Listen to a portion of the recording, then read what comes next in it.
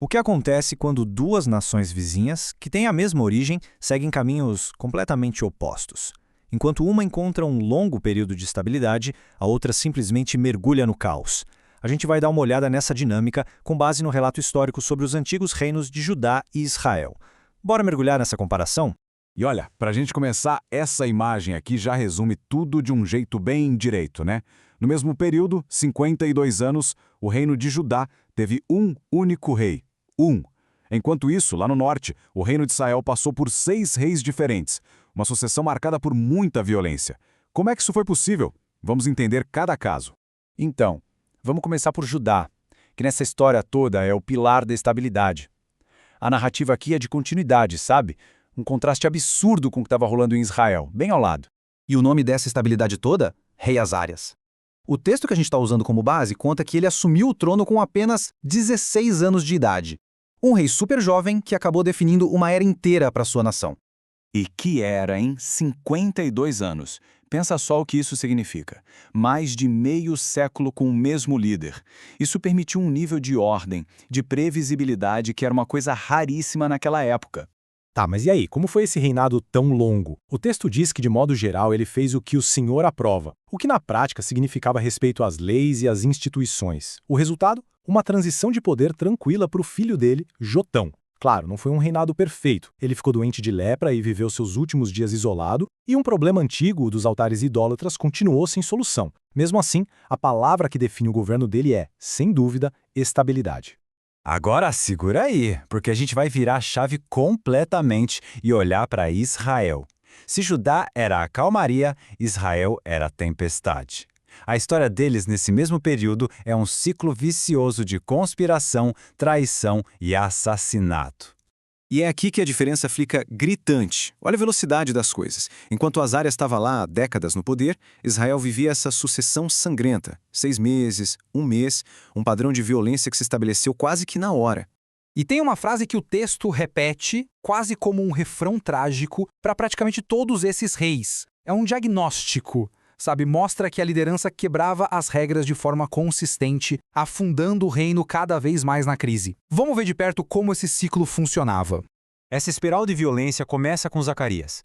Ele consegue ficar no trono por apenas 6 meses, um tempo curtíssimo para qualquer governo fazer qualquer coisa. E o fim dele é público e brutal.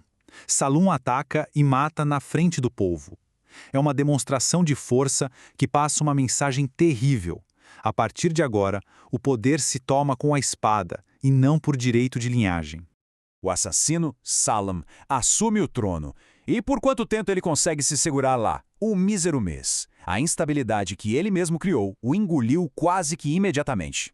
E o padrão, claro, se repete. Salum é rapidamente assassinado por Menahem, que toma o trono para si. O ciclo de sangue continua, girando cada vez mais rápido. Então, a gente chega num ponto-chave.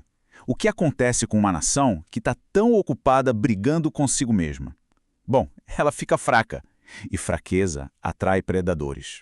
E o predador da vez era ninguém menos que o império mais poderoso da região, a Assíria. Enquanto Israel se autodestruía, os assírios viram ali uma oportunidade de ouro para expandir seu poder.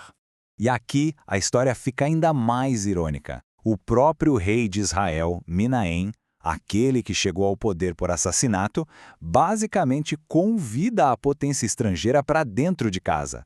E por quê? Para comprar apoio. Para legitimar seu trono que já nasceu manchado de sangue. E o preço desse apoio foi astronômico. 35 toneladas de prata. O texto é bem específico com o número, o que mostra a dimensão do tributo que Israel pagou para, na prática, terceirizar sua segurança e sua soberania. Aqui a gente vê o passo a passo da transação. O rei assírio invade, Menahem paga essa fortuna e o custo, claro, é repassado para os homens mais ricos de Israel. O exército assírio então vai embora, mas o recado estava dado. Israel agora era um vassalo e eles voltariam. E como era de se esperar, eles voltaram. Aquela paz comprada com prata foi só um adiamento do inevitável.